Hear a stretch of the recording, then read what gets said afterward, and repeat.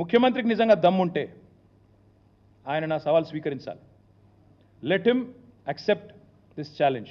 కొడంగల్ పోదాం, లేదా నీ ఇష్టం, ఉమ్మడి పాలమూరు ఏ కాన్స్టిట్యున్సీకైనా పోదాం, నీ ఇష్టం. సొంత ఊరు కొండారెడ్డిపల్లికైనా పోదాం. ఆ ఊళ్ళో అయినా 100% రుణమాఫీ అయిందా నువ్వు రుజువు చేయి. అక్కడ ఉన్న రైతులందరినీ కూర్చోబెడదాం. మీడియా సెక్యూరిటీ వద్దు, ఆఫీసర్లు, చీఫ్ సెక్రటరీలు, భయపెట్టేటోళ్ళు, బ్యాంకర్లు ఎవరొద్దు. మీడియా నువ్వురా, నేను వస్తా మా పార్టీ నుంచి రైతులతో చెప్పిస్తే అక్కడనే మీడియాకి నా రాజీనామా ఇచ్చి రాజకీయ సన్యాసం, మళ్ళీ మీరు నా ఇంటర్వ్యూ కూడా మరోసారి ఇవ్వాల్సిన అవసరం ఉండదు, మీకు కూడా బాధ ఉండదు. అట్లా అక్కడే వదిలేసి వచ్చేస్తా.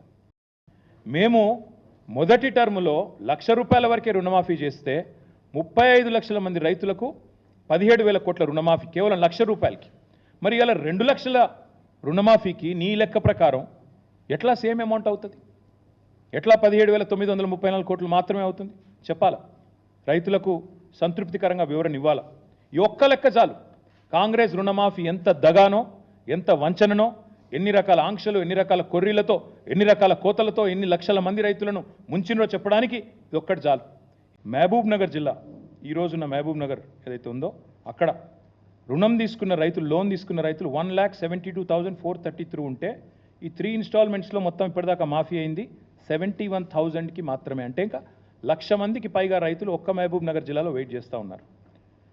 ఇంకా ఖమ్మం జిల్లా తీసుకుంటే, ఎందుకంటే ఉప ముఖ్యమంత్రి గారి జిల్లా, అక్కడ రుణం తీసుకున్న వాళ్ళు రైతులు 1,57,157 రైతులు, 3,73,157. 3 ఇన్స్టాల్మెంట్స్ ఇప్పటిదాకా కలిపి మొత్తం రుణమాఫీ అయింది ఎంతమందికి అంటే 1,15,600 మందికి, అంటే 30%కి అయింది. సీఎం సొంత జిల్లాలో 41%, డిప్యూటీ సీఎం సొంత జిల్లాలో 30%. ఇక దీనికి మళ్ళా హరీష్ రావు రాజీనామా చేయాలి, మేమేదో చేసేసినాం, పొడి చేసినాం.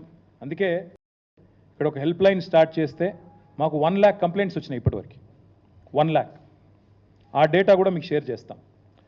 క్షేత్రంలో కూడా తిరుగుతాం. రేపటి నుంచి, ఎల్లుండి నుంచి మా నాయకులు అన్ని నియోజకవర్గాల్లో తిరుగుతారు. అందరు ఎమ్మెల్యేలు, మాజీ ఎమ్మెల్యేలను కూడా నేను రిక్వెస్ట్ చేస్తూ ఉన్నా, కొన్ని ఊర్లకు పోండి. మీ నియోజకవర్గాలు అన్ని ఊర్లు తిరగలేరు, శాంపుల్గా 1, 2, 3 ఊర్లకు పోండి. డేటా గ్యాదర్ చేద్దాం, ప్రభుత్వానికి సమర్పిద్దాం. చీఫ్ సెక్రటరీకి, చీఫ్ మినిస్టర్కి, సెక్రటరీకి పోయి అవసరమైతే సమర్పిస్తాం. గవర్నమెంట్ స్పందించకపోతే గవర్నర్ గారికి ఇస్తాం, గవర్నర్ గారు కూడా స్పందించకపోతే కోర్టుకు కూడా పోతాం అవసరమైతే మోసం చేసినందుకు. కాబట్టి రేపటి నుంచి కార్యాచరణ ప్రారంభిస్తాము.